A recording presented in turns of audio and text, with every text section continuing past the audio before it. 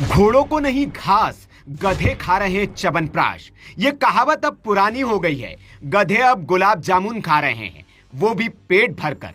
दिल्ली में केजरीवाल की करारी हार हुई, सत्ता चली गई, विधायकी भी चली गई और गुरूर भी। लेकिन मौज गधों की हो रही है, वो भी राजस्थान के गधों की। जी हां, दिल्ली में केजरीवाल चुनाव हारे तो राजस्थान के गधों के अच्छे दिन आ गए। इतने अच्छे कि घास की बजाय गुलाब जामुन खाने को मिल रहे हैं। तस्वीरें जोधपुर से सामने आई है। लाइन में लगे गधे और गुलाब जामुन का भोज। ऐसा नहीं है कि ये गुलाब जामुन आपकी जीत के खुशी में बने थे और केजरीवाल हार गए तो मजबूरी में गधों को खिला दिए गए।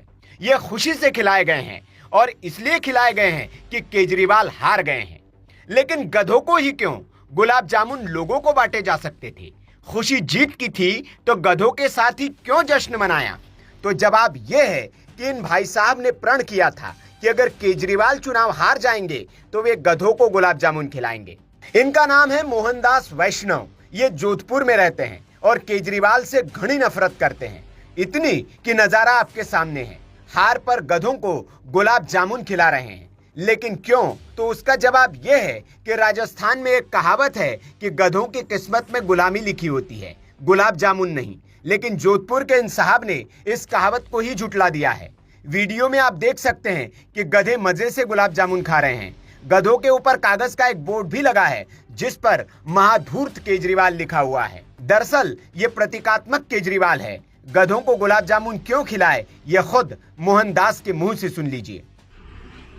मैंने प्रण कर रखा था कि दिल्ली चुनाव जो हो रहे हैं उसमें अगर अरविंद केजरीवाल खुद और आम आदमी पार्टी अगर हार जाती है तो मेरा प्रण था कि मैं गधों को गुलाब जामुन खिलाऊंगा। और भगवान ने मेरी सुनी, इस तरह के धूर्त को हराया और आज मैंने उस प्रण को, उस संकल्प को पूरा करने के लिए गधों को गुलाब जामुन खिलाए हैं। और ईश्वर से प्रार्थना करता हूं कि इस तरह का राजनीति में कोई धूर्त मक्कार आइंदा कभी पैदा न हो। इस तरह का राजनीतिक गंदी करने वाला आदमी कभी राजनीति में न आए। ये मेरा प्रण था। भगवान का लाख लाख शुक्र है, मैंने प्रण पूरा किया। क्योंकि इसकी मति इस तरह की थी, इस तरह की बुद्धि भ्रष्ट हो रखी थी। इसने दुनिया भर के भ्रष्टाचार किए, लोगों को झूठे झांसे दिए। इसने तो अपने गुरु अन्ना जी को भी धोखे में रखा। आज वो भी पछता रहे हैं किस तरह के धूर्त को मैं राजनीति क्षेत्र में ले आया। आपका नाम? तो इसकी मति में और गधों में कोई अंतर नहीं है। मेरा नाम मोहनदास वैष्णव रूप में है और भगवान को धन्यवाद देता हूँ कि इस तरह के मेरे संकल्प को पूरा किया। दरअसल इस बार दिल्ली में केजरीवाल की आंधी नहीं चली। उन पर दिल्ली की जनता ने विश्वास नहीं किया। पार्टी को भी सत्ता से बाहर किया और उनको भी। केजरीवाल पर भ्रष्टाचार के आरोप है और वे बेल पर बाहर हैं। हालांकि केजरीवाल ने इस हार को सहर्ष स्वीकार किया है और जीत के लिए बीजेपी को बधाई दी है। लेकिन हार का जश्न लोग ऐसे मनाएंगे, ये उन्होंने भी शायद ही सोचा होगा।